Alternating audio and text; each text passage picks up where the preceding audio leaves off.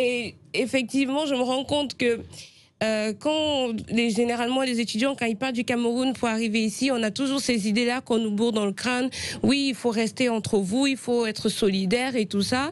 Mais en réalité, non. Je me rends compte qu'on est plus en train de nous faire un bourrage de crâne, de telle enseigne que quand on arrive ici, on doit cultiver la haine. Mais vraiment, je pèse mes mots, la haine du blanc. Pour être bien vu dans la communauté noire. Et c'est ce que je fustige. Il y a des gens comme ça qui vous disent oui, attention. Oui, c'est vrai. Ouais. Je l'ai dit une fois, je vais encore le redire.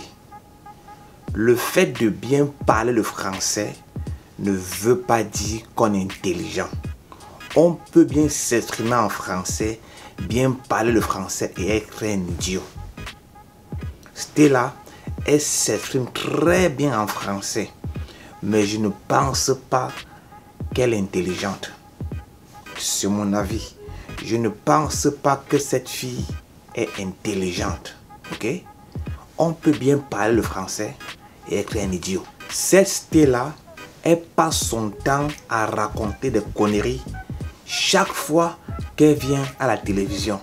Elle raconte des conneries, des trucs qui n'ont pas de sens. Ce qu'elle raconte là n'a pas de sens. Et je ne sais pas comment est-ce que les gens font pour croire à ce qu'elle raconte.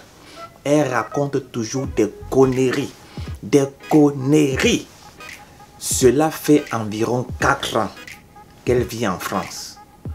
Qu'elle est venue en France étudier. Et avant elle, plusieurs milliers d'Africains sont venus étudier en France. Plusieurs milliers. Et je ne suis pas sûr qu'avant qu'ils ne voyagent, on a dit à ces Africains ici: oh mon fils, tu es comme ça en train d'aller en France. Quand tu arrives en France, il faut seulement rester avec tes frères. Ne reste pas avec les Français. Reste seulement avec tes frères. Il faut rester avec tes frères. Et aucun Africain ne peut me dire qu'il a reçu ce genre de discours avant qu'il ne voyage pour la France. Et Stella vient dire que non, on nous fait un bourrage d'écran pour la haine du blanc. Vous l'avez écouté, hein? Aucun Africain ne peut me dire que quand il grandissait, on l'a appris à haïr le blanc. Aucun Africain, c'est plutôt le contraire. On apprend aux Africains à aimer le blanc. Le blanc est aimé en Afrique. Vous n'allez jamais voir dans un pays où on a brutalisé un blanc. Vous ne le verrez jamais dans un pays. Quand un blanc arrive, il est plutôt bien accueilli. Plutôt bien accueilli. Et on l'appelle soit mon beau, soit tonton. Il a toujours un petit nom. Toujours un petit nom. Vous ne verrez jamais qu'un blanc a été brutalisé en Afrique. Du moins au Cameroun. Mon pays, c'est le Cameroun. Vous ne le verrez jamais. Et Stella, elle vient vous faire croire que non, que l'Africain n'aime pas le blanc. C'est ce qu'elle essaie de vous faire croire. Généralement, quand un Africain va en Europe, son intention n'est pas de rester avec ses semblables. Il veut rester parmi les gens du pays d'accueil. Il ne veut pas rester avec ses semblables. Oh, sauf que quand il arrive, c'est une autre réalité. Une autre réalité parce que là-bas, dans tous les pays au monde, les gens vivent en communauté. Vous allez voir les Chinois vivent en communauté. Les Indiens vivent en communauté. Les Coréens en communauté. Les Latinos en communauté. Tout le monde vit les Arabes vivent en communauté. Même au Cameroun, mon pays, le Cameroun, là-bas, les gens vivent en communauté. Les Tchadiens vivent en communauté. Même les Français au Cameroun vivent en communauté. Vous ne verrez jamais un Français aller vivre à Tongolo. Vous ne verrez pas un Français aller vivre à Bipanda. Ils vivent en communauté. Les Français ont même créé leurs écoles au Cameroun. Les écoles qui vont de la maternelle au lycée. Ils ne veulent pas envoyer leurs enfants fréquenter dans les écoles des Camerounais. Ils préfèrent envoyer leurs enfants dans leur propre école, comme par exemple Fustel, Dominique Savio. Ce sont des écoles de français qui vont de la maternelle au lycée. Donc si un Français vit au Cameroun pendant 20 ans, ses enfants iront dans les écoles françaises. Pourquoi est-ce que les Français n'envoient pas leurs enfants dans les écoles camerounaises? En France, je ne pense pas qu'il y a une école camerounaise. Je ne pense pas.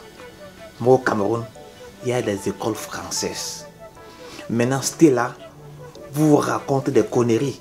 Elle vous dit que non, quand les Africains arrivent en France, ils vont rester entre eux. Et c'est un bourrage de crâne. Un bourrage de crâne pour la haine du blanc. Vous voyez que cette fille raconte des conneries. Elle vous raconte des conneries. Délicat, restons-y sur les sujets délicats. Je suis pour la recolonisation de l'Afrique. Pour la recolonisation de l'Afrique. Oui.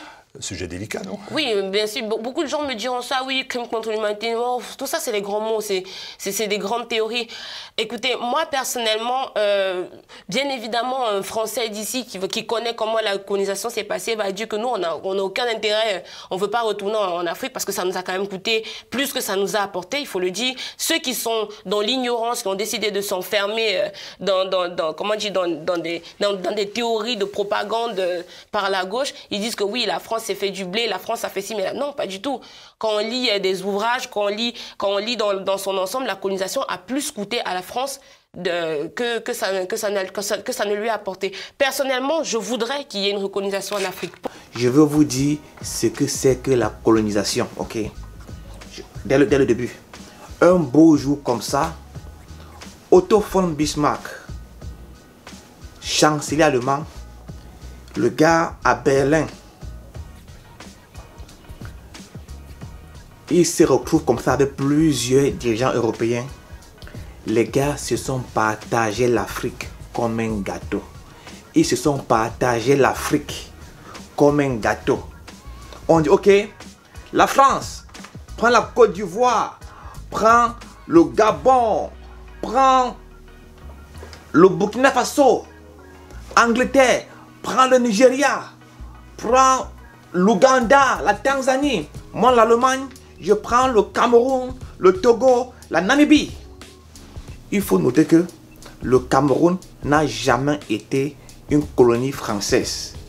Il faut d'abord retenir cela, que le Cameroun n'a pas été une colonie française.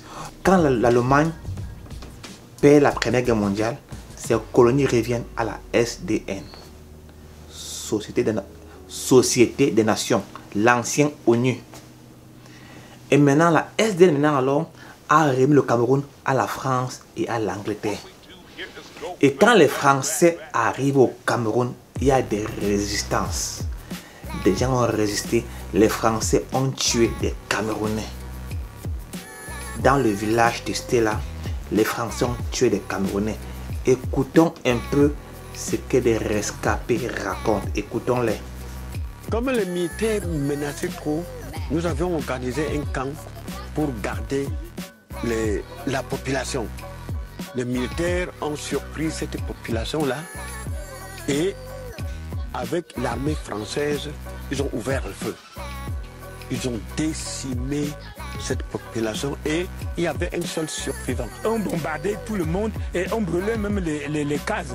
Les personnes qui étaient dans... Mais des fois, l'armée française faisait entrer les gens et brûler même la maison.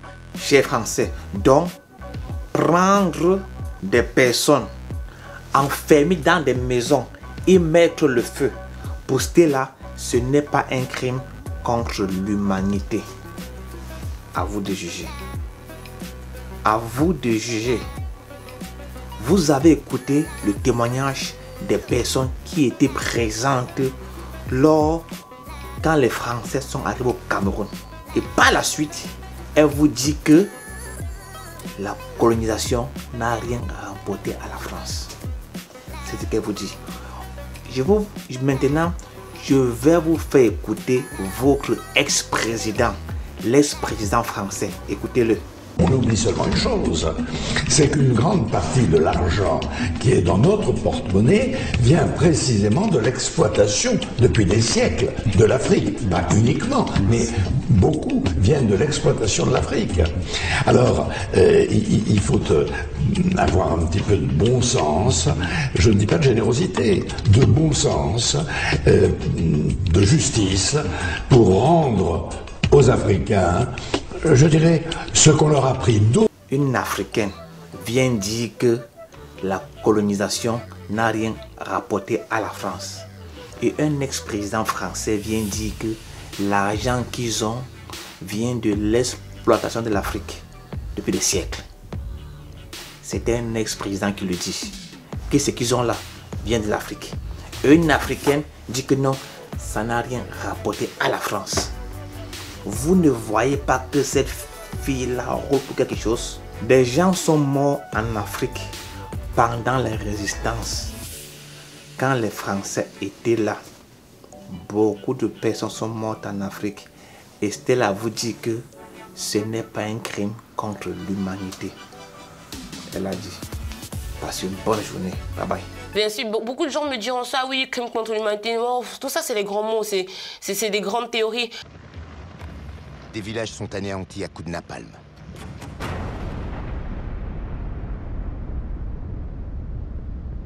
Une guerre cruelle dont les Français de métropole ignorent tout.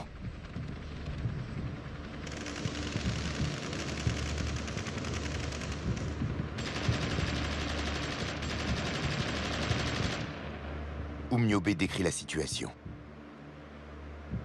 Des villages entiers sont complètement pillés et brûlés. Le bétail est systématiquement abattu à coups de fusil.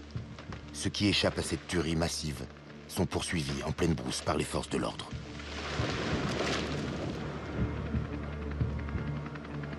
Après des mois de terreur, les maquisards de l'UPC sont anéantis. Repéré, Ruben Oumniobé est abattu. Mon grand-père m'a raconté que lorsqu'on tue Oumniobé, son corps est traîné sur des kilomètres pour le défigurer. Il pleuvait ce samedi. Et donc, ils l'ont traîné dans la boue, le visage défiguré, tuméfié. C'est à peine s'il est habillé. Il faut montrer que cet homme, il a été défait. Je pense qu'on voulait vraiment démontrer à ceux qui auraient l'idée de se rebeller comment est-ce qu'ils allaient finir. De dire que c'est cet homme-là qui haranguait les foules, qui était un tribun incroyable, doté d'une intelligence incroyable, pouvait finir comme ça, complètement défiguré. C'était un moyen vraiment de pouvoir amener les gens à abandonner le combat, puisqu'il fallait complètement traumatiser ceux qui pouvaient encore croire en lui, quoi.